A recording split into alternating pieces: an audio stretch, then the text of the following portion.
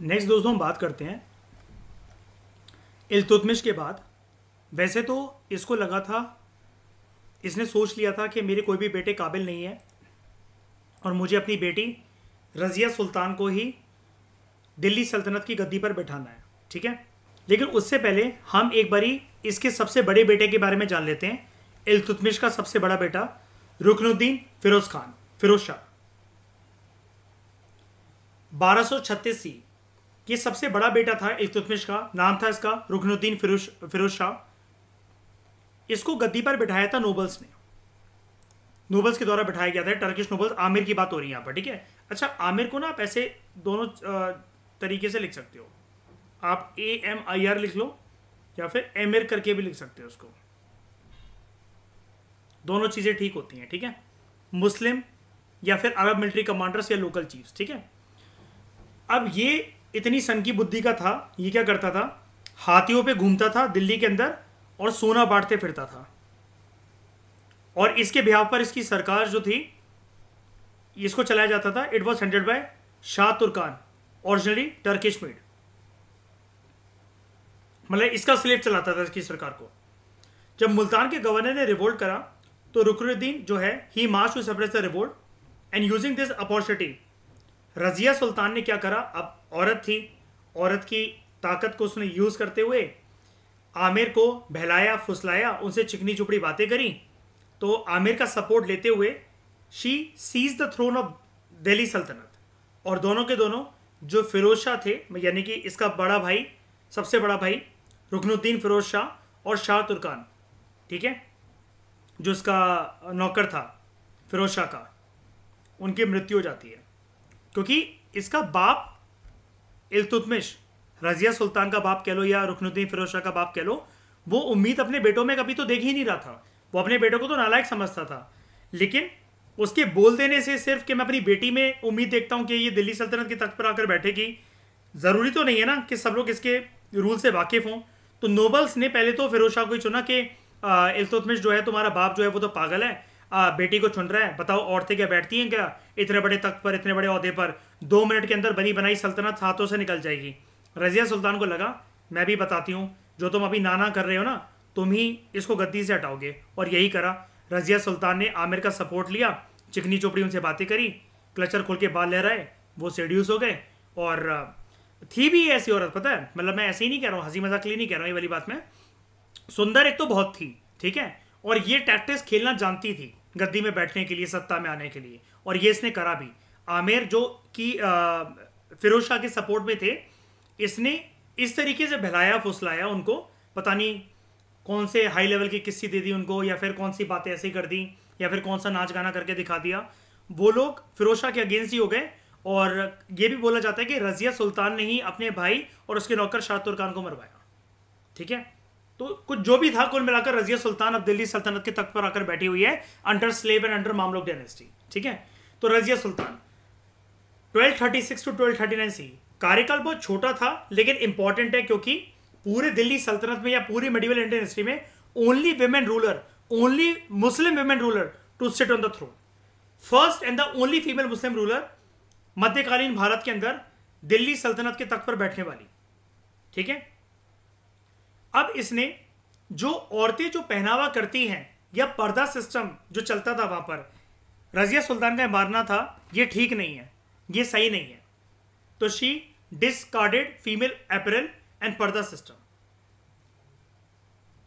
अब ये अपने जो दरबार में आकर अपने तख्त पर जब ये बैठती थी, अपने चेहरे को नहीं ढकती थी। जैसे आपको पता है ना, मुसलमानों के चेहरे को ढकने के लिए वेल पहना जाता है, नकाब, हिजाब, ठीक है। लेकिन ये ऐसा नहीं करती थी, खुले चेहरे के साथ बात करती थी अपने। और अपने आप को जो उस जमाने के सुल्तान जो भी कैरी करते थे, कोई ज्वेलरी हो गई, जिस तरीके का गाउन हो गया, जिस तरीके का क्राउन हो गया, ये अपने आप को बिल्कुल मेल अटायर में रखना पसंद करती थी। मर्दाना शौक भी थे, मतलब अपने आप को ये प्रूव करने के लिए कि मैं फेमिनाइन सिंबल नहीं हूं, मैं मैस्कुलाइन सिंबल हूं। तो she rode out in public on elephant, शिकार करने जाती थी, and she led the army. अब टर्किश नोबल्स इसकी इस हरकत से चढ़ गए, क्योंकि बात यहां पर रिलीजन को लेकर भी आ गई थी कि औरतें ये सब हरकतें नहीं करती हैं। इस्लाम के प्रिंसिपल के अगेंस्ट है ये, टर्किश नोबल्स का ये भी मानना था।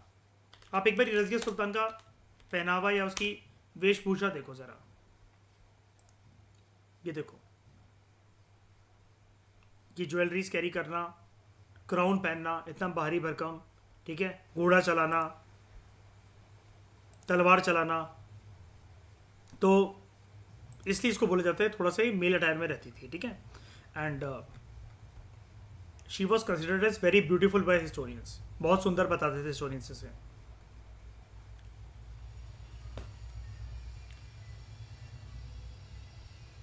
अब इसको आमिर्स ने, टर्किश नोबल्स ने इसको गद्दी पर आकर बिठाया था इसके भाई फिरोज शाह और उसके नौकर शाह तुर्कान को मरवाकर, ठीक है। लेकिन इसके जो भी प्रयास थे, ये औरतों के लिए जो करना चाह रही है, इसके जो भी मर्दाना शौक है, तो her attempts to create a counter nobility of non Turks, it invited the wrath, it invited the गुस्सा ऑफ द टर्किश आमिर। मतलब दो ग्रुप्स बन गए, एक वो टर्किश आमिर जो कि इसको सपोर्ट कर रहे थे, और इसकी हरकतों से कुछ टर्किश आमिर जो कि दरबार की शानी थे वो भी, या फिर दिल्ली सल्तनत के स्लेव डायनेस्टी, मामलूक डायनेस्टी के साथ एसोसिएटेड थे, वो नहीं चाहते थे कि रजिया सुल्तान गद्दी पर बैठे, औरत को गद्दी पर नहीं बैठना चाहिए, ठीक है। ये गुस्सा किस बात से थे रजिया सुल्तान से, जो कि इसके अगेंस्ट थे?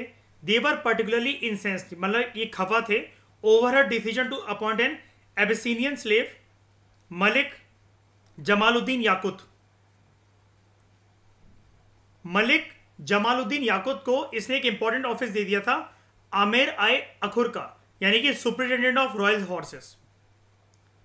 तो जो टर्किश नोबल्स है वो चिढ़ गए थे कि ये जो एबिसिनियन स्लेव है, बाहर से जो आया हुआ है एक पर्सन, ये तुम्हारा इतना खास हो गया और हम तुम्हारे बाप दादा की इतने सालों से गुलामी कर रहे हैं, तुमने हमें इस इंपॉर्टेंट पोस्ट पर ना बिठाकर इसे क्या कहते हैं, इसे पोस्ट पर बैठा दिया। और ऐसा कहा जाता है इतिहासकारों के द्वारा कि रजिया सुल्तान का इससे एक प्राइवेट अफेयर भी चल रहा था, इसलिए इसने ऐसा करा। मतलब इस टाइम पर वो थोड़ी सी लूज कैरेक्टर की हो गई थी, ये हिस्टोरियंस के द्वारा ब्लेम भी लगाया जाता है इसके ऊपर, इसलिए इसने इसको इंपॉर्टेंट ऑफिस दे दिया, आमिर आई अखुर का, superintendent of royal horses. The recruitment of few other non Turks to important post further inflamed the matters.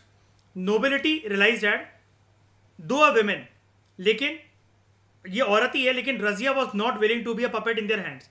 ये चाह रहे थे, जैसा कि याद है मयूर, मैं पढ़ाता हूँ आपको पोस्ट इंडिपेंडेंस इंडिया में, जो सिंडिकेट से उन्होंने इंदिरा गांधी जी को गूंगी गुड़िया कहा था कि ये तो डम डॉल है, इसको हम कठपुतली की तरह नचाएंगे। सोचने से क्या होता है, लेकिन नहीं नचा पाए ना, उसने सिंडिकेट को ही साइड कर दिया, है ना, इंदिरा गांधी जी ने। सिमिलरली इन नोबिलिटी को ये लगा था, नोबल्स को ये लगा था, आमिर को ये लगा था, जो कि इसके अगेंस्ट थे कि औरत ही तो है, क्या कर लेगी, हम इसे कठपुतली की तरह आराम से नचा सकते हैं। लेकिन ये इतनी आसानी से हाथ नहीं आने वाली थी किसी के भी। तो therefore nobles started revolting against her in the provinces. जो गवर्नर था लाहौर का, he was the first to create trouble but was defeated. 1240 C में एक बहुत गंभीर रेबेलियन जो है वो इसकी सत्ता के खिलाफ चला और बगावत के लिए चला, भटिंदा में, सिरंध में, अंडर अल्तुनिया जो गवर्नर था वहाँ का, भटिंदा का, सिरंध का।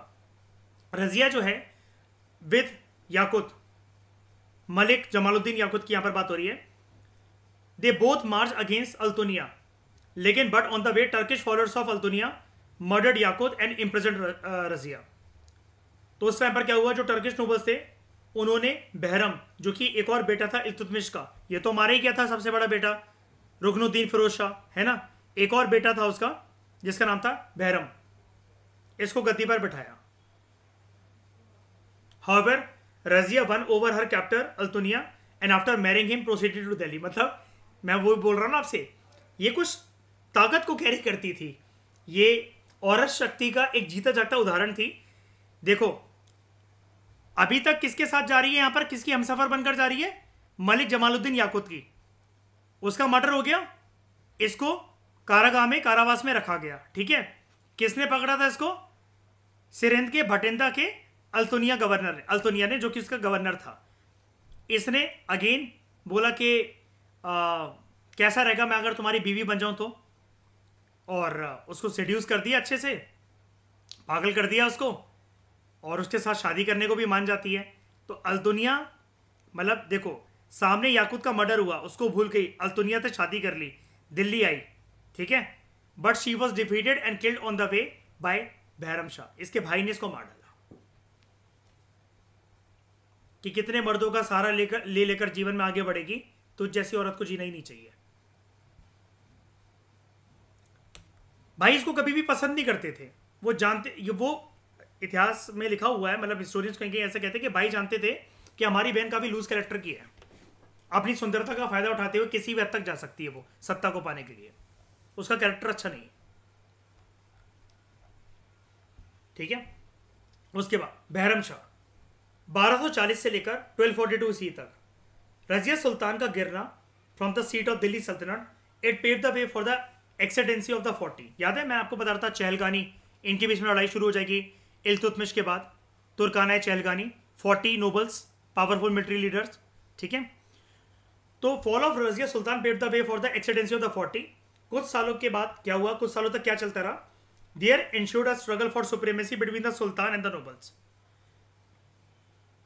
तो initially the nobles held Bahram Shah कि वो गद्दी पर बैठे, लेकिन बाद में नोबल्स ने इसको पूरी की पूरी कोशिश करी इसको हटाने की गद्दी से, उथल पुथल मचाकर, एंड दे कॉन्स्टेंटली बिकट वंस अगेंस्ट ईच अदर कि हम बैठेंगे सत्ता में, हम बैठेंगे सत्ता में। तो इस टाइम पीरियड पर क्या हुआ, this is regarded as a period of unrest. ठीक है। दैट ही वॉज, मतलब बहरम शाह की बात हो रही है, Bahram Shah was murdered by his own army इन 1242 सी। अब आर्मी में कौन होगा, यही सब आमेश और यही सब नोबल्स होंगे, उन्होंने मार डाला इसको। उसके बाद अलाउद्दीन मसूद शाह 1242 टू 1246 सी, देख रहे हो 2-2 साल 4-4 साल के कार्यकाल की बात हो रही है यहाँ पर। ये बेटा था रुकनुद्दीन फिरोज शाह का, इसका सबसे बड़ा भाई जो था रजिया सुल्तान का और बहरम शाह का। बहरम शाह तो भाई था रजिया सुल्तान और रुकनुद्दीन फिरोज शाह का। रुकनुद्दीन फिरोज शाह का जो बेटा था अलाउद्दीन मसूद शाह, ठीक है, and nephew of Razia Sultan. After his predecessor Bahram Shah was murdered by the army, the chiefs choose him to become the next ruler, जो कि इसके काफी ज्यादा क्लोज थे। उन्होंने किसको चुना, रुकनुद्दीन फिरोज शाह के बेटे को, जिसका नाम था अलाउद्दीन मसूद शाह। लेकिन ही was more of a puppet for the chief. चहलगानी के सामने 40 नोबल्स, मतलब जो आपस में लड़ रहे थे, अब उनका कोई ग्रुप नहीं रह गया था। मैं चहलगानी इसलिए कह रहा हूं कि वो चहलगानी ग्रुप में से जो भी डिसाइड करने की कोशिश कर रहे हैं कि कौन सत्ता में बैठेगा, कौन सत्ता में नहीं बैठेगा। अब ये आगे के जो सुल्तान है, ये इतने पावरफुल नहीं है इल्तुतमिश की तरह कि ये चहलगानी को अपनी जेब में रख सके। अब ये चहलगानी सुल्तानों को अपनी जेब में रख रहे हैं। तो अलाउद्दीन मसूद शाह एक पपेट रह गया, एक कठपुतली बनकर रह गया इन चहलगानी के लिए, इन 40 नोबल्स, इन 40 चीफ्स के लिए। तो he was more of a puppet for the chiefs, was considered incompetent and worthless and did not actually have much power और इन्फ्लुएंस ऑफ द गवर्नमेंट। तो he became infamous for his fondness for the entertainment and wine, मतलब शराब, शबाब, मदिरा, 24 घंटे entertainment जो है ये करता रहता था। तो नोबल्स को भी ये लगा, चीफ को भी ये लगा, जो अलग अलग जो चीफ्स थे उनको भी ये लगा कि आमिर को ये क्या ही कर लेगा, और इसको इसका रूल में रहना ना रहना हमारी कोई चैलेंज वाली बात नहीं है। तो 1246 सी तक chiefs became upset with his increasing hunger for more power in the government, और उसको रिप्लेस कर दिया गया। किसकी बात हो रही है यहाँ पर, अलाउद्दीन मसूद शाह की, जो कि बेटा था रुकनुद्दीन फिरोज शाह का। इसको रिप्लेस कर दिया गया विद नसरुद्दीन महमूद। नसरुद्दीन महमूद 1246 टू 65 सी। अब इसका कार्यकाल थोड़ा सा सही लग रहा है, काफी लंबे समय का लग रहा है। ये पोता था, ठीक है, इल्तुतमिश का। इल्तुतमिश का बेटा कौन, रुकनुद्दीन फिरोज शाह, दूसरा बेटा बहरम शाह, बेटी कौन, Razia Sultan.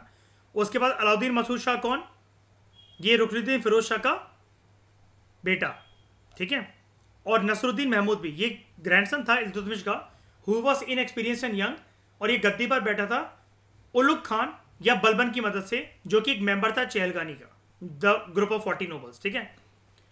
Who himself assume the position of नायब, डिप्टी और रीजेंट, मतलब बलबन खुद भी इसको चुनने के बाद डिप्टी या फिर रीजेंट की गद्दी संभाल रहा था, पोस्ट संभाल रहा था।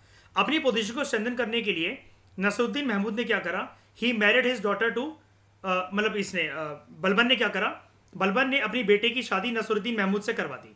तो real power during Mahmud reign lay in the hands of Balban. अब बलबन खुद चहलगानी का पार्ट है, लेकिन हमने यहां पर क्या पढ़ा था, अगर आप यहां पर ध्यान से देखो तो the group was finally eliminated bye Balban. Balban जानता था क्योंकि जो फेलो नोबल्स हैं वो कभी भी आसानी से शांति व्यवस्था में रहने नहीं देंगे हमें सत्ता में। तो बलबन चहलगानी का ही पार्ट था, और बलबन की मदद से नसरुद्दीन महमूद जो कि पोता है इल्तुतमिश का, वो गद्दी पर आकर बैठा है। लेकिन बलबन ही वो बीइंग अ मेंबर ऑफ चेलगानी, वो पर्सन ऐसा बनेगा, वो रूलर ऐसा बनेगा कि चेलगानी ग्रुप का एलिमिनेट कर देगा। तो बलबन की जो अथॉरिटी जो बढ़ रही थी, it alienated many of the Turkish chiefs, और 1250 में कॉन्स्पिरेसी को रचते हुए they ousted Balban from his position and replaced him with Imaduddin Rehan who was an Indian Muslim. As they could not agree among themselves, which Turkish nobles should succeed Balban post. Balban को हटा दिया गया। अब बलबन को हटा तो दिया गया, लेकिन बलबन की ताकत को उन्होंने एवं ही ले लिया कि कुछ भी नहीं कर सकेगा। अभी हम देखते हैं बलबन क्या करेगा। Balban agree to step aside, उसने बोला ठीक है मैं हट जाता हूं उससे, इस कुर्सी से, गद्दी से। उसने कौन सी पोस्ट संभाली थी? नायब की, डेप्यूटी या फिर रीजेंट की, ठीक है। Balban agree to step aside but carefully build his own group and within a short span of 1 year and a half years, 1.5 साल के अंतर्गत he won over some of his opponents. समय आगे बीता तो Balban was reinstated even with more powers and he assumed the royal insignia, the chhatra, इसको title दिया गया। महमूद जो है, नसरुद्दीन महमूद जो कि पोता था इल्तुतमिश का, ये मर जाता है 1265 सी में। And according to some historians such as Ibn Battuta and Isami, Balban ने अपने मालिक नसरुद्दीन महमूद को, काम तो उसी के अंतर्गत कर रहा है ना, उसको गद्दी पर बैठाने का काम करा। तो क्या हुआ, नाम इसका दूसरा नाम क्या था बलबन का? उलुग खान, ठीक है। इसने इसको जहर दे दिया था नसरुद्दीन महमूद को और खुद गद्दी पर आकर बैठ गया था।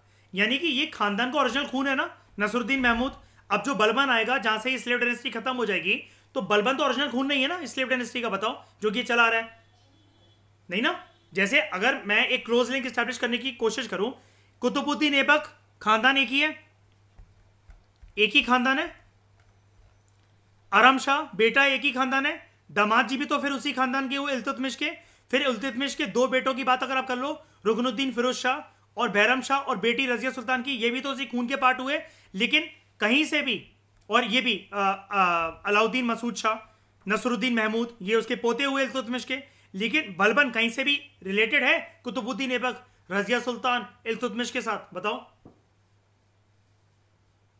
नहीं ना। ये तो चहलगानी का पार्ट है ना, बाहर से है ना, दूसरा खून है ना ये तो। लेकिन बस इसी के साथ आपका दिल्ली सल्तनत में जो कैकूबाद एक और आएगा बेटा, ये पोता होगा बलबन का। लेकिन इसी के साथ, बलबन के साथ ही आप ये कह सकते हो कि ट्रैक अलग हो गया स्लेव डायनेस्टी, मामलुक डायनेस्टी का, और इसके बाद स्लेव डायनेस्टी खत्म, ठीक है।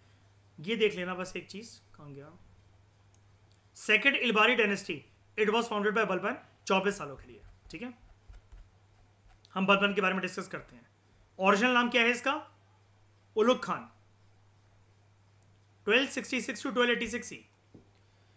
Balban was undoubtedly one of the main architects of the Delhi Saltanat, particularly जिस तरह की सरकार और इंस्टीट्यूशंस ने एस्टैब्लिश करें। He asserted and enhance the power of the monarchy. Balban के अकॉर्डिंग टू बलबन, तो बलबन के अकॉर्डिंग क्या था, जो सुल्तान जो था, मतलब ये डिवाइन रूल को एस्टैब्लिश करने की कोशिश करेगा। He was God's shadow on earth, और इसको बोला जाता है जिले लाई। आप लोगों ने वेलकम मूवी देखी है? पहला पार्ट वेलकम, अक्षय कुमार और कैटरीना कैफ की जब मंगनी हो रही होती है, तब हाँ, तब वो बोलती है जिले लाई रहम करो, तो वो कहता है ना जिले लाई का मतलब पूछ कर आना इससे कि क्या मतलब होता है इसका, है ना। जिले लाई का मतलब होता है गॉड शेडो ऑन अर्थ। मलिका शेरावत की एंट्री होती है ना एकदम से, जब उनकी सगाई होने वाली होती है, और वो जो उनके RDX सर आते हैं इटली से, डॉन, है ना, उदय और मजनू से भी जो बड़े डॉन होते हैं, तो उनको वो बोलती है ना मलिका शेरावत, जिले लाई रहम करो। तो गॉड शेड ऑन अर्थ जिले लाई का मतलब होता है। And the recipient of the divine grace, निबायत आए खुदाई। ये कौन सी मूवी में बोला जाता है श्रेया?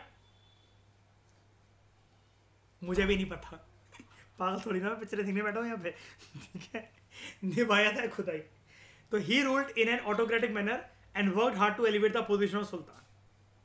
बलबन का जो एक्सपीरियंस था एज द रीजेंट, कैसा रीजेंट, ये डेप्यूटी था ना, नायब था, ठीक है, जब ये काम कर रहा था नसरुद्दीन महमूद के अंतर्गत। तो इसका जो एक्सपीरियंस था द रीजेंट, इसको उस पोस्ट पर रहते हुए एक बात समझ में आ गई थी कि दिल्ली सल्तनत की मेन दिक्कतें हैं क्या। इसको पता था कि जो रियल थ्रेट है मोनार्की को, वो किससे है? चहलगानी से, नोबल से, 40 ग्रुप के नोबल से, ठीक है, नोबल्स के ग्रुप से, जो कि जिसमें 40 नोबल्स हैं। तो he was convinced that only by enhancing the power and authority of the monarchy he could solve this problem. तो he got every member of Iltutmish family killed and gave a deadly blow to Chahalgani. खत्म कर दिया इसने चहलगानी को, जैसे कि हम यहाँ पर पढ़ भी रहे थे. इल्तुतमिश के टाइम पर ये जो ग्रुप था चहलगानी का, तुर्कान आई चहलगानी का, इसको बलबन ने एलिमिनेट कर दिया. ठीक है, ये जानता था क्योंकि रियल थ्रेट इसी को, और खुद भी देखो हरामजादा चहलगानी का पार्ट था. तो Balban introduce rigorous court discipline and new custom such as सजदा. इसको सजदा बोल लो, सजदा कहते हैं वैसे इसको. प्रोस्ट्रेशन, इसका मतलब क्या होता है? सर झुकाना, जैसे हम करते हैं ना आदाब. ठीक है, सर झुकाना. एंड पाइबोस किसिंग द सुल्तान फील्ड. मैं आपको इसकी फोटो दिखाता हूँ, आपको ज़्यादा अच्छे से समझ में आएगा. 11th क्लास की हिस्ट्री में दे रखा होता है ये फोटोज़ के साथ, लेकिन आपको 11th क्लास की हिस्ट्री यूपीएससी के पर्सपेक्टिव से करनी नहीं है.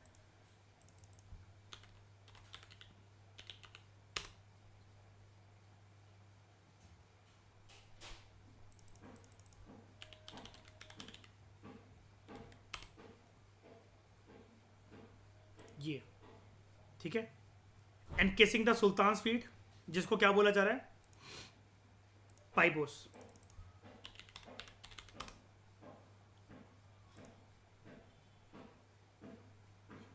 ये थोड़ा सा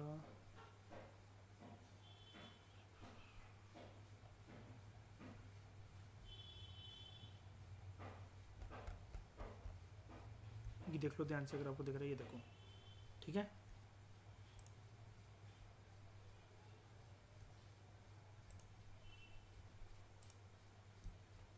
to prove its superiority among the over the nobles. So in order to impress the people with the strength and or of his power or of his government, Balban maintained a magnificent court और इसने Persian festival नोरोज को introduce करा था.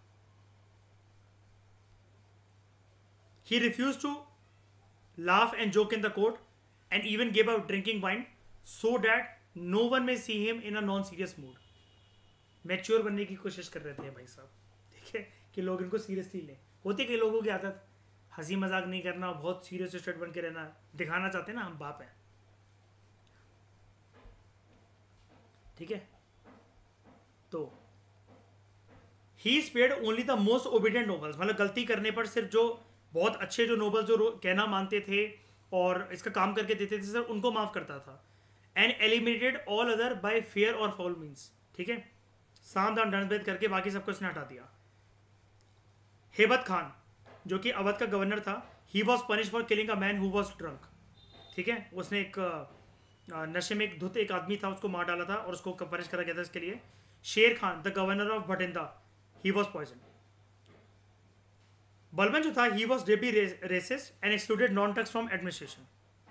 ठीक है, जो Turkish origin का नहीं है वो इसके एडमिनिस्ट्रेशन का पार्ट भी नहीं बनेगा. He stood forth as champion of Turkish nobility. Indian Muslim जो है उनको कोई भी पोस्ट नहीं दी गई in the government because they were not Turkish in origin. And he appointed spies to monitor the activities of the nobles.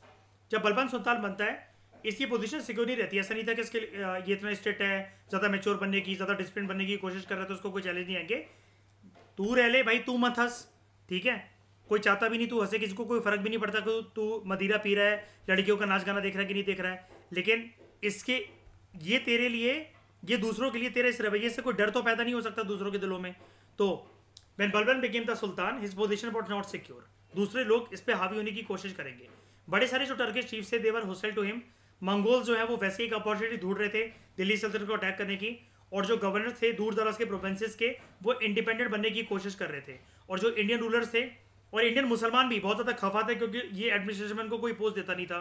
And Indian rulers were also ready to revolt at the smallest opportunity. बस एक उनको कोई hint मिल जाए, मतलब जलती आग में वो घी डालने के लिए तैयार है. The law and order situation the area around Delhi और गंगा दोआब रीजन के आसपास ये बद से बदतर होती जा रही थी.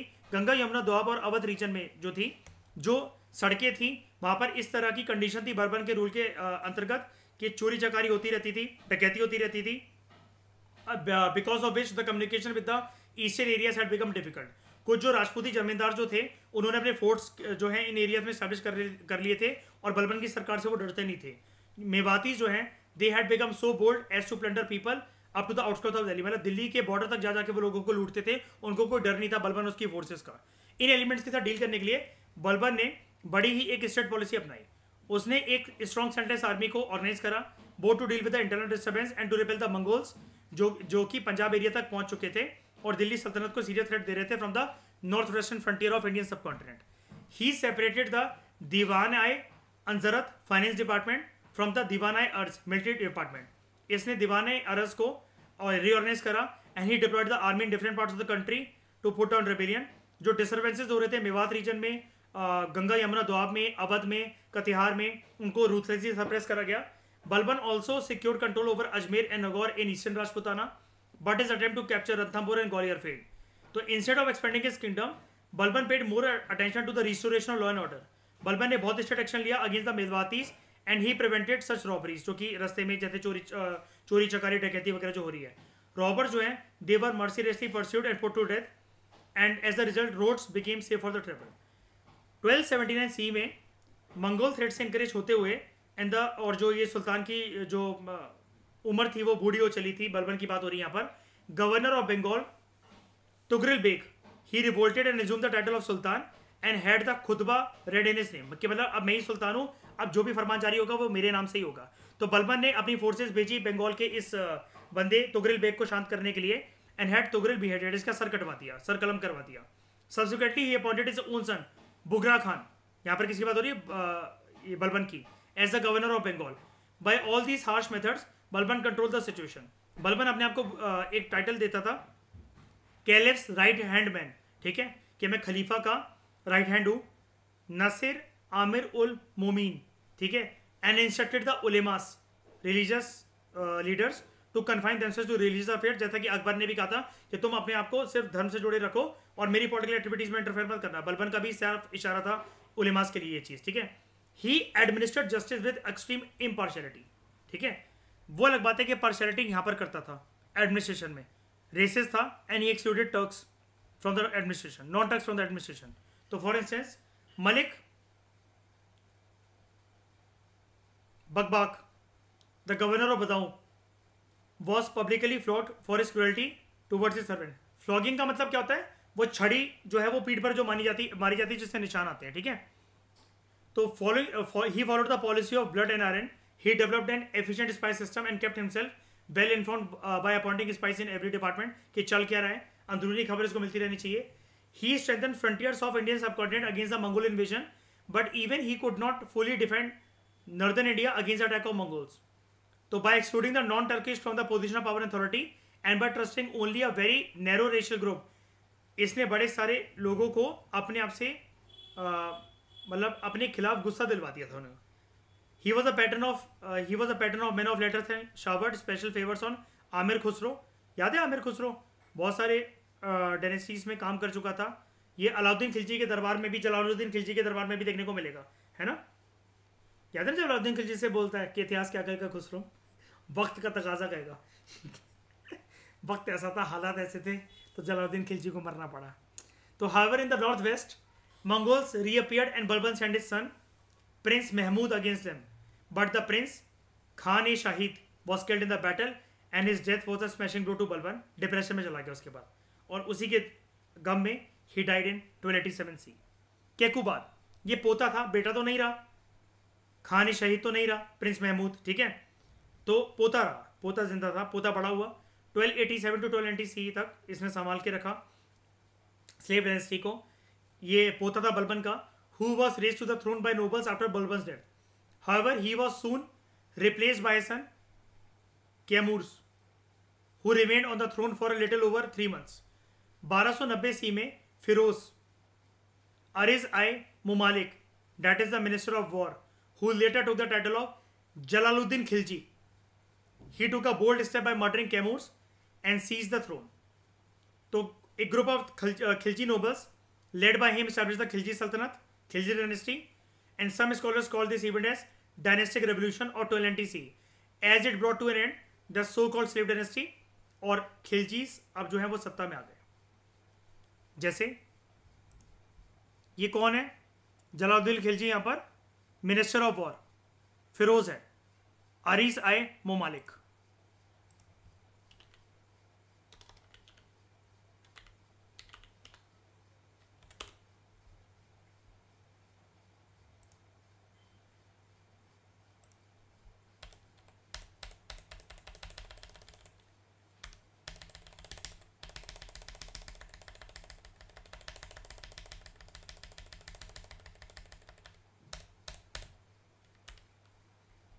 ध्यान से देखना इसको।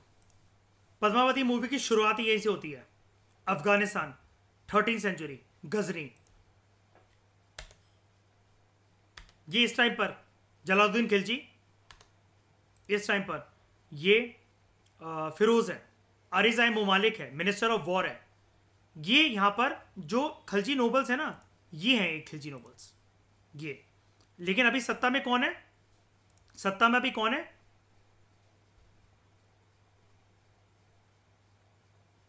कैमूर, कैमूर। अरे यार, सत्ता में मैं कह रहा हूं कैकुबात जो था उसके बाद इसका बेटा कैमूर है, ठीक है। यानी कि कौन है? स्लेव डायनेस्टी, मामलुक डायनेस्टी है अभी, ठीक है। यहां पर ये अपना प्लान डिस्कस करता है पहले सीन के अंदर, जब ये कहेगा, ये सो रहा है अभी कि आपस में इनकी बात चलेगी कि ये जो जलालुद्दीन है एस फिरोज, ये सल्तनत से बगावत करना चाहते हैं। देखो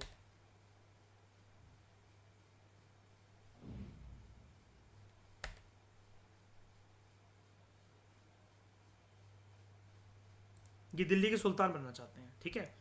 और धीरे धीरे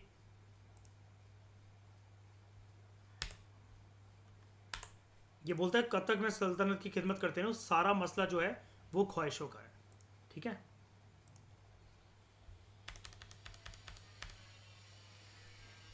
एक मिनट रुकना, जस्ट अ मिनट।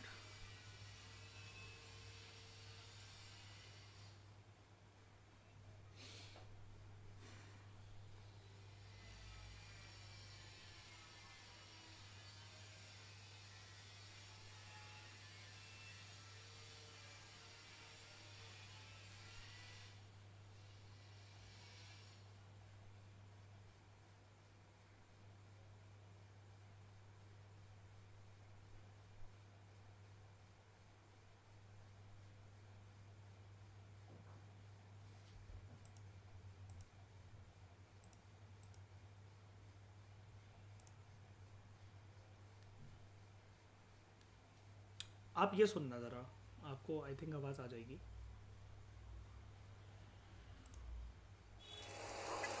ये देखिए खिलजियों के सरदार, समझ नहीं आता ये दिल्ली से गजनी क्या सिर्फ खाने और सोने के लिए आए हैं? शरीफ पाशा, ये हमें लेने आए हैं। इनका इरादा है कि हम सब मिलकर दिल्ली सल्तनत पर हमला कर दें। या खुदा, तो अब सरदार दिल्ली के सुल्तान बनना चाहते हैं? सल्तनत से बगावत करेंगे? बगावत नहीं, सारा मसला ख्वाहिशों का है। जी। कब तक हम सल्तनत की खिदमत करते रहें? कब तक? हाँ, अब हम तो सल्तनत का तख्त चाहते हैं। मैं ये इसका इरादा था। और उसके बाद डायनेस्टिक रेवोल्यूशन होगा and slave dynasty will be replaced by Khilji dynasty. इस डिस्कशन में फिलहाल इतना ही। Thank you very much for discussion. Next lecture में मिलते हैं और बात करेंगे खिलजी डायनेस्टी के बारे में। Thank you very much.